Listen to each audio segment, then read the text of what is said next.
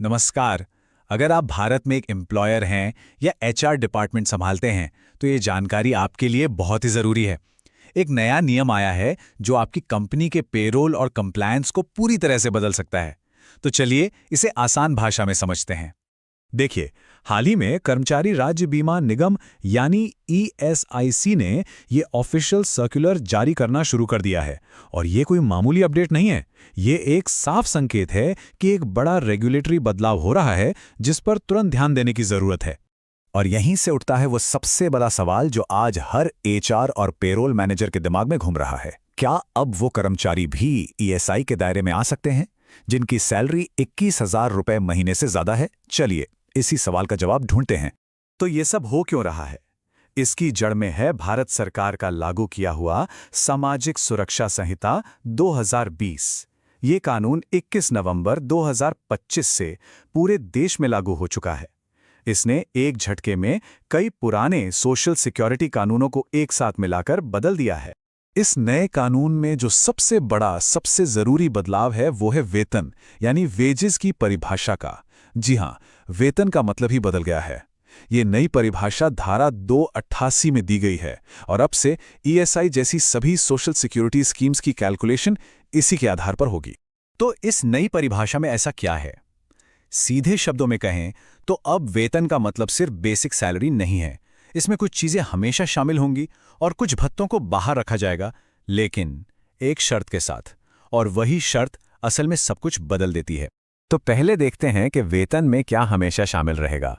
ये 3 चीजें हैं: मूल वेतन, महंगाई भत्ता यानी डीए और रिटेनिंग भत्ता। ये 3 समझिए वेतन की नींव हैं। अब बात करते हैं उन अलाउंसेस की जिन्हें आमतौर पर वेतन से बाहर रखा जाता है, जैसे एचआरए, कन्वेंस अलाउंस और बोनस। लेकिन यहीं पर असली ट्विस्ट है।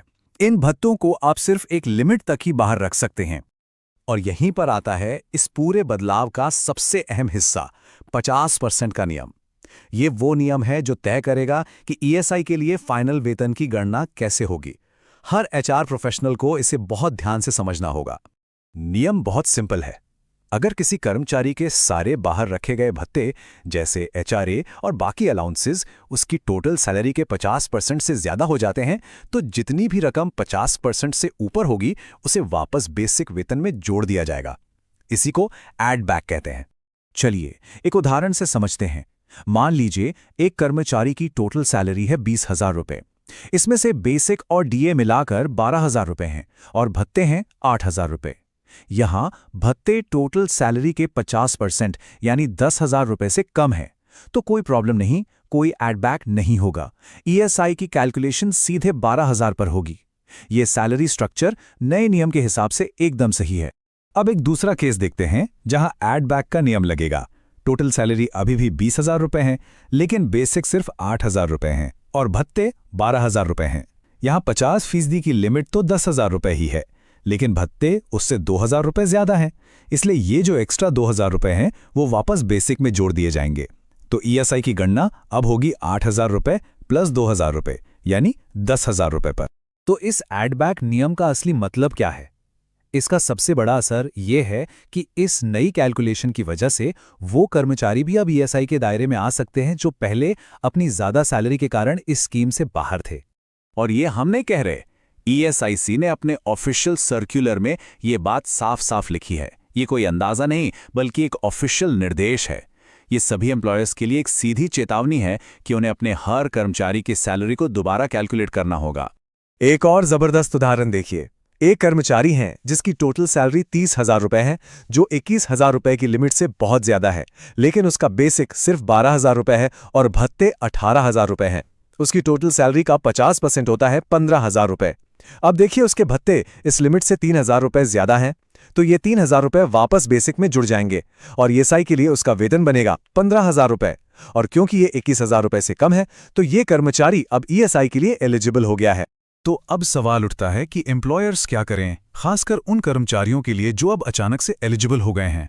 अच्छी बात यह है कि सरकार ने इसका एक समाधान दिया है, स्प्री 2025 योजना। ये एक लिमिटेड टाइम की स्कीम है जिसके तहत आप नए एलिजिबल कर्मचारियों और अपनी कंपनी को बिना किसी पेनल्टी के रजिस्टर कर सकते हैं। लेकिन यहाँ एक बात पर ध्यान देना बहुत जरूरी है। ये योजना सिर्फ 31 दिसंबर 2025 तक ही खुली है। समय बहुत तेजी से निकल रहा है और ये कंप्लायंस पूरा करने का एक सुनहरा मौका है जो बार बार नहीं मिलेगा। ये पेनल्टी से बचने का आपका आखिरी मौका हो सकता है। इस स्कीम का सबसे बड़ा फायदा क्या है? अगर आप इसके तहत रजिस्टर करते हैं तो आपसे पिछले किसी भी समय के लिए कोई पेनाल्टी या बकाया नहीं मांगा जाएगा। आपको पूरी छूट मिल जाएगी। ये एक आसान डिजिटल प्रोसेस है और इससे आपके कर्मचारियों को तुरंत ईएसआई के फायदे मिलने शुरू हो जाएंगे। तो एक एचआर मैनेजर के तौर पर आपको तुरंत क्या करना चाहिए? हमने आपके लिए एक सीधी सादी चेकलिस्ट तैयार की है। आपके लिए 3 जरूरी कदम हैं। पहला, अपनी कंपनी के हर एक कर्मचारी के सैलरी स्ट्रक्चर को 50% के नियम के हिसाब से जांचिए। दूसरा, उन सभी कर्मचारियों की एक लिस्ट बनाइए जो अब नए नियमों के तहत ईएसआई के लिए पात्र हो गए हैं। और तीसरा और सबसे जरूरी, 31 दिसंबर से पहले एसपीआरई 2025 योजना के तहत इन सभी को रजिस्टर करवाइए ताकि आप किसी भी तरह की पेनाल्टी से बच सकें। और आखिर में हम आपको एक सवाल के साथ छोड़ना चाहेंगे। वेतन की परिभाषा में इस बड़े बदलाव के बाद क्या आपका पेरोल सिस्टम और आपकी कंपनी की प्रक्रियाएं इस नए कंप्लायंस के दौर के लिए सच में तैयार हैं? इस पर सोचना आपके लिए बहुत जरूरी है।